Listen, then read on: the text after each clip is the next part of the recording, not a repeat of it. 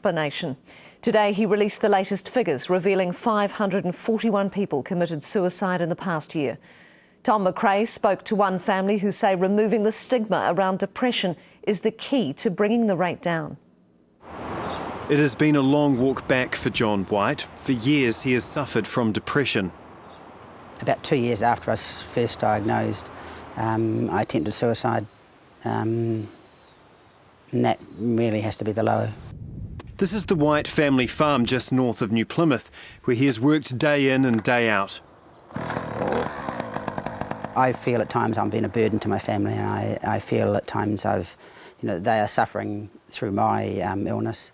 And I know if anything happens to John, it is his choice. I know that I'm not responsible, but I would never forgive myself, I don't think, because I'd miss him so much. The chief coroner says those in rural areas are more likely to take their own lives. Farming is tough.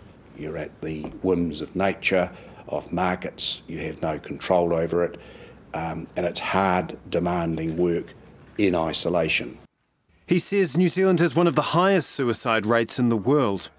You wonder, why is it that the total annually remains so similar? And it almost defies explanation as to why that should be. We've all seen the John Kirwan ads. Removing the stigma around depression is seen as the key to lowering the suicide rate. It can strike anybody at any time, and it can be a trigger that sets it off.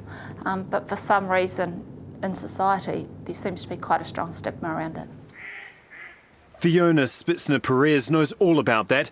Her husband killed himself in 2008. She now chairs a suicide prevention committee. We've got to train ourselves as a society to learn to ask people, are you okay?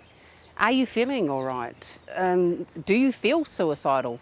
Asking those questions is not going to make someone go and attempt suicide. The Law Commission is currently reviewing the rules around media's reporting of suicide. It's looking at whether or not reducing restrictions would be a positive step to reduce stigma. It will report back to government in March. Tom McRae, 3 News.